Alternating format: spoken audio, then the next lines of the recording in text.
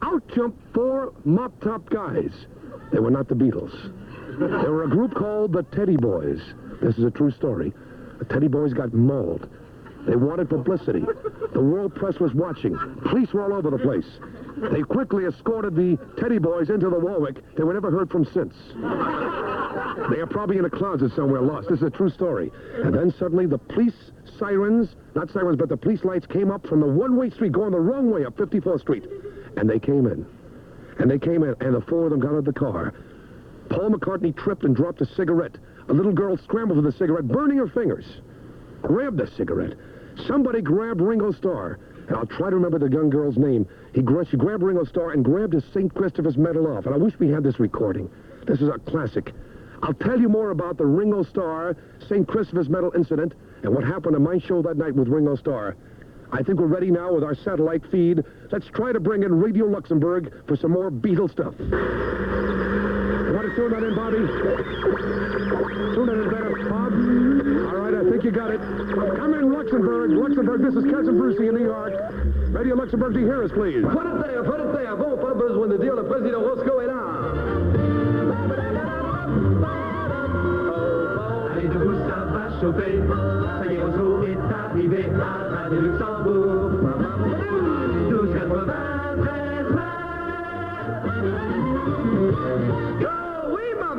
Bon, souvent copié, mais jamais égalé, le président Roscoe vous offre les gros bébés. Un biberon bien rempli. Ah, mes enfants. Laisse tomber les cahiers. Un doudou bien douillet. Je m'occupe de vous. En plus de ça. Another memory I'm going to bring. This guy's very, very active right now on WYNY, or as they call it, Y97. Which I'll never get used to Q's and K's and Y's. And, I'll never understand that. Me, just get on here and say, hi, it's cold outside. I'm sweating, and I'm constipated of gas, you know. It's just regular things, you know. Now it's Q's and this format. I can't understand that. You have to remember a lot of new things, Bruce. I guess so. You really do. Mitch Levy and I started together. Matter of fact, my very first job in big-time radio at WINS. Mitch Levy used to come on. I don't remember, it was before me or I was after me? before you on that first Sunday that you started, and I'll never forget it, because you walked in, and we had just met, just before you went on, and the red light went on, the microphone was on, you said, yeah! Does he know he was on, was my first thought. I really couldn't believe that you knew that you were on the air. I thought you were limbering up, getting your voice and shit. Well, I didn't feel well, huh? Mitch Levy was billed in WINS in those days as the world's youngest DJ. How old were you? I was 16 back then. Wait a minute. Hold it now. You were now you're a year older than I am. That means I was the youngest DJ. How did they... 15 years old, Mitch. Yeah. You know, Mitch, I'm going to tell you something. You look the same. I swear I remember. I've seen you over the years, and Les and I would go out with our wives, and we'd bang into you in the movies and the previews and all the sweet things that we all snore, you know. Absolutely. And you look the same as you did. Well, you know, so many people tonight have mentioned that you look even better today, and I think that's true. I do. You really do. I feel better. I think we're all feeling good. We're all feeling good. I think I've just been put down. I didn't know it. But no, radio has, as you say, has changed. In those days, we could relate to the people. We can talk with the audience. We could be one-on-one with them. It's a whole new industry. It's fun today, too, but it's fun in a different way. You're right. But it was communication. And he's appearing right now. He's on, what is your hours right now? 3 to 7 on Y97 every afternoon. Same company, NBC owns. Right. So we're all in the same family. And you'll be with News Center 4, so... And radio's grown up. Look, a lot of people are coming up here that are in different places. We just heard from Jack, and Les Marcia came over. Wasn't that good to hear Why Jack not? Lacey again? Isn't that nice? Yeah. Because we all grew up with him. Sure, listen to Lacey. You know, I used to sit in for him in those days back at WINS. I was 16 years old. It was fun being on the air myself, sure. But when I sat in the chair and the Listen to Lacey thing, remember, Listen to Lacey, the guy with his would play, and then I would come. I couldn't believe that. This 16-year-old kid, this little kid from... You were very excited. I was an Ocean Parkway boy, too, no? Did you know that? I didn't came from Brooklyn. Sure, that's where I came from. absolutely. You know, Lacey, every time I think of Lacey, he told me one thing, which maybe was true. I think he used to, chewing that big cigar of his and that nice, rich voice. And he said to me, Sonny, I was a Sonny in those days. Really, I used to look at him. He invited me into the studio. I was a high school kid or a young college kid. He said, Sonny, go into your father's business. This is a bore. And you're finally going to take his advice, right? I'll tell you one thing, though, Bruce, in all these years, and the one thing I've always respected about you is that you enjoy what you do. You put your heart into it. Your enthusiasm is sincere. So many people in this business are performing. You are just Cousin Brucie all the time. Well, I love and it. it's something to emulate. And that's why I just feel I must communicate, you know? And like you say, the business is changing. I must do what I have to do. And I know my friends that have been my friends for all these years in radio and television will understand why I must do this. We're going to miss you, Bruce, and good luck. Thank you. Thank you. Mitch Levy, my friends. Hey, we get another phone call. It says there's a cue card here that says you got a good friend on the phone. Hi, Bruce. Paul Sherman at WINS. Listen, cuz, just want to take a quick moment of your time and your listeners' time to wish you the very best of everything. And by the way, I'm so delighted that you've grown a new head of hair. Looks good on you, kid. Best of luck always. If your moves are spinning, it's just the beginning. Cousin Brucie. He's a real nowhere man. Satins. If there's ever been a list of top 10 oldies, my friends, this one would certainly have to lead the list. The 5 Satins in the still of the night. It is 9:43 right now. This is Cousin Bruce Morrow, last radio show. I just got a message from our NBC operators. They cannot do anything. The switchboard is flooded. I think that's terrible, the way you people are calling. 664-4444. I think that's terrible. My switchboard is flooded. I think it's awful that you're calling me at 212-955-9930. Hold down the noise. I've been trying to call you from the newsroom, but I can't even get through from the next studio. I just wanted to say goodbye to you and say it's really been a pleasure working with you. I was here on hand when you joined the station for your first show, and Right. here I am for your last one, and I wish you the best of luck. And John Bohannon, that's all I can tell you, that what you did tonight really touched me. So that was so nice that you took your time and did a beautiful thing like that, John. I think it was great. It fit in with the show. It was beautiful. It was done nice. well, really a pleasure to be with you on your show, and it's nice that your family is going to have you back home for some more time, and they'll at last be able to get you places on time and get you to neaten up your apartment and My closet. Oh, you heard about my closet, huh?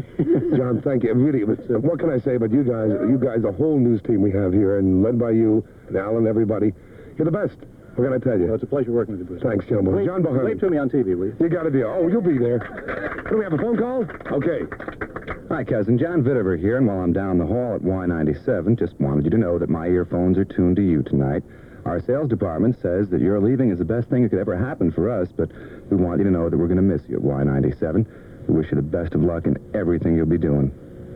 Hello there. Who am I talking to? Well, Bruce, this is Bill Rock. Hiya, Bill. How are you? Bill Rock, my friends. How you doing, Billy? Fine, Bruce. You sounded super tonight. We're having fun. Bill, we're doing real radio right now. The way we used to do it, I'm having a great time. Well, Bruce, Hello, this is Cousin Brucie. Who am I talking to? talking to Bob White from Woodbridge, New Jersey. Hello, Bob. How are you? How's everything in Woodbridge? Pretty good for tonight. Well, what do you think it sounds like, my friend? Pardon? What do you think of it? Well, I'm sorry to hear you leaving. Well, I hope you're happy for me. You know, we all got to do different things in our lives, and we feel that when you've accomplished the most you can in one particular thing, you go on to the next fence. You understand? Right. I hope you'll do the same thing. What do you do? What is your occupation? I'm a service representative for Honeywell. All right. Well, I appreciate it. Do you enjoy what we're doing tonight? Yeah, I've been listening to it since it started. Okay, Bob, thanks for calling. Okay, Thank you you. very much. Hello, this is Cousin. Yes, sir. I'm glad I could talk to you on your last night on the air. My pleasure. Who am I talking to? This is Bob Shepard. I live up in Brewster, New York. Yes, Bob. From 1010 Wins in ABC. I still have one of your... You're one of my old timers, huh? Oh, yeah. Well, that's great, Bob. I know that you I know that you're not thrilled about what's happening, you know, but please be happy for me. Don't be sad. I also understand you're going to open up your own radio station. Yes, Bob. I'm looking. Matter of fact, I'm looking for one. I'm looking at one right now in your area too. So I might be in your backyard. You'll invite me over for lunch. Terrific. Wherever it is, I hope it will be able to hear you. Thank you, Bob. Okay. Those records when they talk like that. 9:49 here in 66 NBC. Dick Summer just walked in here. Hey, the beach party. The beach party, Dick, was sensational yesterday. Will you tell us what beach you were on? I won't tell you what beach I was on, but I wanted to tell you something. I remember when I was a little kid, All right, hold it. listening to you on WINS right before Wolfman Kaufman, and after Willie B. Ingram and all those people. And now I tell you something. Something I never told you. Okay, just really quickly. When you came to this radio station, what, about 2.5 years ago, 3 years, something like that? You brought something to this radio station that we hadn't had. I beat you here, and I was on the air for probably about a year before you got here. You brought a feeling of intensity. It was a New York feeling of up, a feeling of chutzpah, maybe. Something. That's Spanish for... But the thing was that when you walked into this place, you know, when you sit still, you're doing 80 miles an hour. Mm-hmm. You know, but everybody felt that, and everybody said, "Hey, wow!" All of a sudden, hey, you know. And I want to thank you for that because to a very great extent that you've been here for the last few years, there's been a much happier place and a much better place to be. And I, of course, going to be joining you in a couple of weeks. Lots of old friends here in the studio tonight. A lot of the staff. In a great storage room in the sky. All the old DJs. Look, there's up there. Look who's up there. All of our old friends, huh? Anyway, it's been a great experience. Yeah, I've loved working with you, too. Thank you. And I still don't like radishes. I'm not going to follow this. Well, like someone said, you can clean up. Dick Summer will be on at 10 o'clock tonight here on 66 NBC. Another phone call. Good morning, Bruce. This is Joe O'Brien. You may remember me. I'm sure you do. From WMCA, the good guys, back in the 60s, when WABC and WMCA were neck and neck. Just heard, Bruce, baby, that you're leaving. Well, I'm sure you'll get something even better. At least I hope so. But those were the grand old days, huh? And I'm just wondering if they'll ever come back again. But if they do, I know Cousin Brucie will be right up there with the rest of them.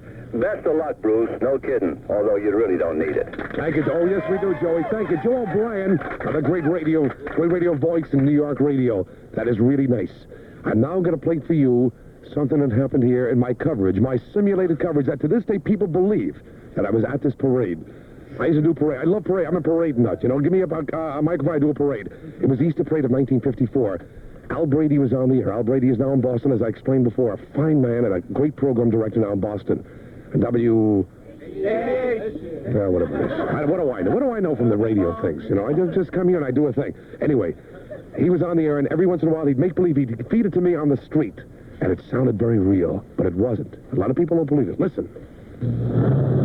Hi, everybody. This is your cousin Brucie again. We had to move our microphones from WNBC down to 47th Street in our continuing coverage of Easter Parade 75 here for all of our listeners. We're down to 47th Street because we're expecting the Honorable Mayor Abe Beam to land here. We couldn't land on 51st Street. It's much too crowded, so he's landing. You want to clear the area, please? Officer, you know. Yes, I'm cousin Brucie. What do you mean, hold? I'm staying. We're doing a broadcast, officer. Yeah, get everybody else away. The mayor's coming. We're expecting the mayor to come down in his new City Hall helicopter. Here comes the chopper now, and we'll see if we can get Mayor Beam over to the microphone to comment on this magnificent parade. It's a lovely, lovely helicopter. It's painted in a purple today, and it looks like a giant Easter egg. The mayor... Hey, how are you? Over here. His new City Hall helicopter. Here comes the chopper now, and we'll see if we can get Mayor Beam over to the microphone to comment on this magnificent parade. It's a lovely, lovely helicopter. It's painted in a purple today, and it looks like a giant Easter egg. The mayor... Hey, how are you? Over here, cousin Brucie. He's trying to get his way. You won't believe the mayor is dressed as a little bunny. He has a cute little tail. He is chewing on a carrot. Can you lift the mayor up and bring him here, please? He's trying to get... Buzz, do I have enough microphone cable to get to the mayor? Abe! Cousin Abe! What do you... I'll never get to him. Buzz, I'll have to yell him. Excuse me. Abe, what do you think of this? I don't know if you heard the mayor's response. He said this is probably one of the most spectacular parades in the history of this great city. Mayor Beam, do you have anything else to say to the audience? He wants to wish everybody a very happy, happy Easter and a very happy Passover. Abe, you look great in that bunny suit. He has a cute little tail, by the way, and little ears that he's... What's that? Yes. Is that cute? His relatives made it for him. It's handmade. He said he did not spend a penny of the city's budget on this beautiful bunny costume. Thank you very much, Abe. Thank you. Ladies and gentlemen, we're now going to go back to the steps of St. Patrick's Cathedral, and there's some beautiful entertainment. They call themselves the Kingston Street 4 from Kingston Street in Brooklyn. And it's a calypso band, and I think, Buzz, we have a microphone 13, Buzz. Buzz, I asked you to get it close. Can you get the microphone closer, please? We're on the air, you know. RCA Equipment? Oh, he's doing a job at RCA Equipment. They make fine stuff. That's what we used to do, and have a great time, and that's going to happen again. Now, I'm pointing a microphone at a guy who's been sitting opposite me for the last 3 years, who I've grown to love very much like a brother. Of course, he's a little older than I am now. This fellow's a young guy, and he was young when he first started with me. He was 18. He's now 43. Bob Massell, you've heard me talk about him many times. Bobby? Chris, what can I say? It's been a wonderful 3 years, and it went so fast. Let me tell you something. You are, without doubt, one of the most professional people I've ever worked with. You've made it a beautiful 3 years in my life, and I'll never forget it. It's the best 3 years I had here. I think you're... And the last 3 years I had here, too. Did you get your notice, too? Yes. Bobby, listen, I just want to say thank you for making me very, very happy here and making this show. You're unbelievable. What it was. The people out there don't know you personally, but I can say he's the most dynamite person in the world to work with, and I've worked with the best. And you are the best. Okay? Let's do Charlie Weaver. Okay. Hello, Cousin Bruce. This is Charles Warner, General Manager of WNBC. And we're kind of sorry you're leaving WNBC because you've been a great star and a great radio personality over the years.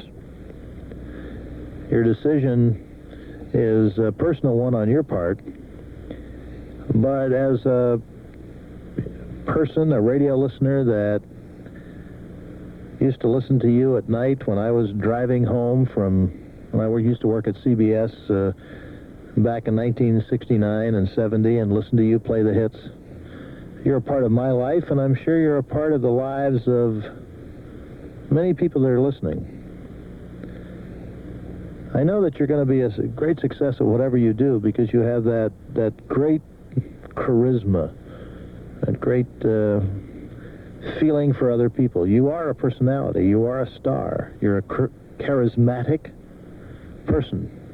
So you're going to be successful, and I just want to say on behalf of, well, I guess, personally as a fan of yours, I wish you the very best.